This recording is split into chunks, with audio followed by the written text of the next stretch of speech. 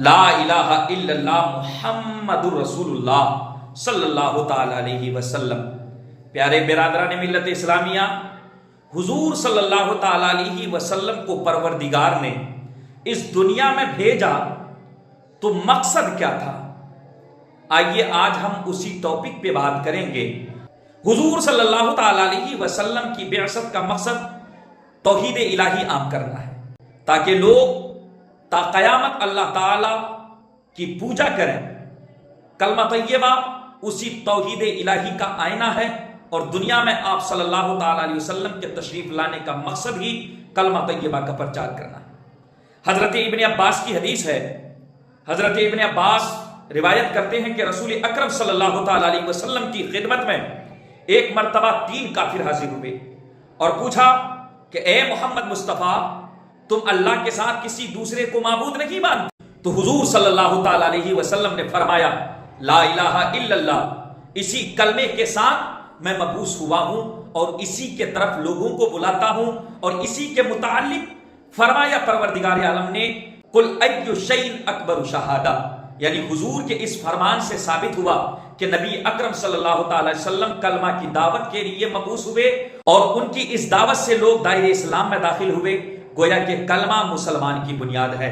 ایک اور حدیث میں حضرت ابو مالک رضی اللہ تعالیٰ عنہ کا بیان ہے، حضور اکرم صلی اللہ تعالی علیہ وسلم نے فرمایا جس نے لا الہ الا اللہ کہا اور ان معبودوں کا انکار کیا جن کی خدا کے سوا پوجا کرتا تھا، یعنی ان کی عبادت کی جاتی تھی، اور اس نے اپنے مال اور جان کو مجھ سے بچا لیا، اور اس کے اقرار کی حقیقت کا حساب خدا کے ذمے ہے۔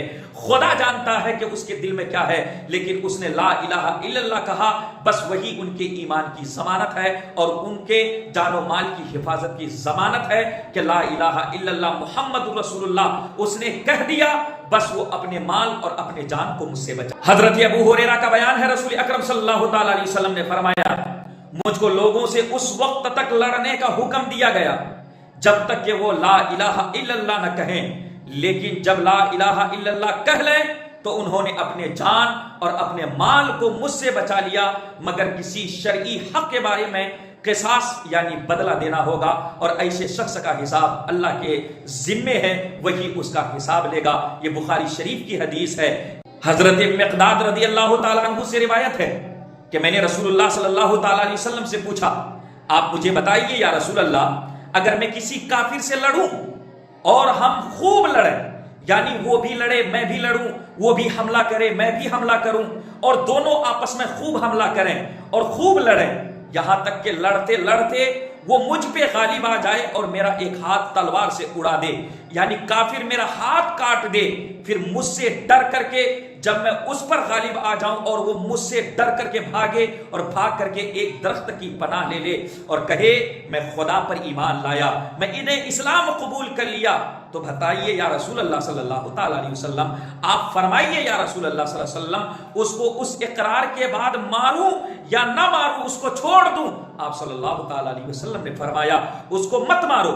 حضرت مقداد نے عرض کیا یا رسول اللہ، اس نے میرا ہاتھ کاٹا ہے، اس نے میرے ہاتھ کو میرے جسم سے جدا کیا ہے، میرا ہاتھ بہت قیمتی تھا، میرے لیے ہر حاجت پوری کرنے کے لیے اللہ رب العزت نے مجھے ہاتھ سے نوازا تھا، میرا ہاتھ صحیح سالم تھا، اس نے میرا ہاتھ کاٹا ہے، میں اسے کیسے چھوڑ دوں؟ سرکار فرماتے ہیں کہ جب اس نے یہ کہا کہ کلمہ طیبہ لا الہ الا اللہ کہا اور یہ کہنے کے بعد پھر تم نے اس کا ہاتھ کاٹ دیا، یعنی حضور فرماتے ہیں اسے ہرگز نہ مارو، اگر تو نے اسے مار دیا تو وہ تیری جگہ شمار ہوگا جیسا کہ تو اس کو مارنے سے پہلے تھا، اور تو اس کی جگہ شمار کیا جائے گا جیسا کہ وہ اس کلمہ کہنے سے پہلے وہ شخص جس درجے میں تھا تو اسی درجے میں آ جائے گا، یعنی وہ کلمہ کہنے سے پہلے جس مقام پر تھا تو اس مقام میں آ جائے گا، اور تیرے مقام پر وہ آ جائے گا، تیری جگہ پر وہ آ جائے گا۔ اس لیے تو حضرت اسامہ بن زید رضی اللہ تعالیٰ عنہ کہتے ہیں کہ مجھ کو حضور نے ایک لشکر کے ساتھ بھیجا، ہم صبح کو روانہ ہوئے، اور صبح جب قبیلے جوہنیہ کی آبادیوں کے قریب پہنچ گئے، میں نے ایک شخص کو جا کر کے پکڑا، اس نے لا الہ الا اللہ کہہ دیا، میں نے اس کو نیزہ مار کر قتل کر دیا۔ اس کے بعد میرے دل میں افسوس پیدا ہوا، میں نے سوچا میرے دل کو یہ بات بار بار اکسا رہی تھی کہ آخر تو نے کیا کیا، یہ کام تو نے اچھا نہیں کیا۔ واپس پہنچ کر میں نے رسول اکرم صلی اللہ تعالی علیہ وسلم نے سے اس پورے واقعہ کا ذکر کیا تو حضور نے فرمایا لا الہ الا اللہ کہنے کے بعد تم نے اسے قتل کر دیا. میں نے عرض کیا یا رسول اللہ اس نے ہتھیار کے خوف سے لا الہ الا اللہ کہا. تو حضور نے فرمایا تم نے اس کا دل چیر کر کیوں نہیں دیکھا, تم نے اس کا جگر چیر کر کیوں نہیں دیکھا, تم نے اس کا دل چیر کر کے کیوں نہیں دیکھا, تم نے اس کا سینہ چاک کر کے کیوں نہیں دیکھا؟ کیا تم نے اس نے یہ کلمہ دل سے کہا تھا یا ہتھیار کے خوف سے کہا تھا؟ حضور بار بار میرے سامنے یہ الفاظ دہراتے رہے. بیان ہے کہ میرے دل میں یہ آرزو پیدا ہو گئی کہ کاش میں آج ہی مسلمان ہوا ہوتا تو اتنی بڑی خطا مجھ سے نہیں ہوتی. بخاری شریف اور مسلم شریف کی یہ روایت. ہندوستان میں ایک ہندو تھا جو سال ہا سال بتوں کی پوجا کیا کرتا تھا. ایک مرتبہ زمانے کی ستم نے اسے ایک مشکل میں الجھا دیا. اس نے مشکل حل کرنے کی بہت کوشش کی مگر کامیاب نہ ہوا. اس کے دل میں یہ خیال پیدا ہوا کہ سال ہر سال جن بتوں کی میں نے پوجا کی, جن بتوں کو میں نے پوجا, جن بتوں کی پرستش کی, اس سے اپنی مراد مانگو. اس نے بت کے سامنے اپنی مشکل بیان کرنا شروع کر دی اور مراد مانگی مگر بت نے اس کی ایک نہ سنی. سن بھی کیسے سکتا تھا جبکہ وہ خود تراشیدہ پتھر ہے. وہ شخص بت سے نا امید ہو گیا. اس نے سوچا کہ مسلمان ایک خدا کو مانتا ہے, مسلمان ایک خدا کی پوجا کرتا ہے, میں بھی اس سے رجوع کر کے دیکھوں گا. چنانچہ اس نے نگاہ شرمسار آسمان کی طرف اٹھایا اور بلند آواز سے کہا یا سمت, اور ندا آئی لبیک یا عبدی, اے میرے بندے میں موجود ہوں, مانگ جو مانگتا ہے. تو مانگنا کیا چاہتا ہے, تیری ہر حاجت پوری کی جائے گی. فرشتوں نے خدائے واحد کی اتنی نظر شفقت دیکھی تو پوچھا. وہ شخص مدتوں سے بتوں کی پوجا کرتا رہا مگر اس نے کوئی بات نہ سنی. جبکہ تجھے ایک مرتبہ پکارا ہے تو نے جواب دے دیا. خدا بند نے فرمایا اگر میں بھی اس بت کے طرح جواب نہ دوں تو پھر جھوٹے اور سچے خدا میں فرق ہی کیا رہ جائے گا. اس شخص نے جب یہ ماجرا دیکھا تو فوراً کلمہ پڑھ کر مسلمان ہو گیا. نزہۃ المجالس کا واقعہ ہے.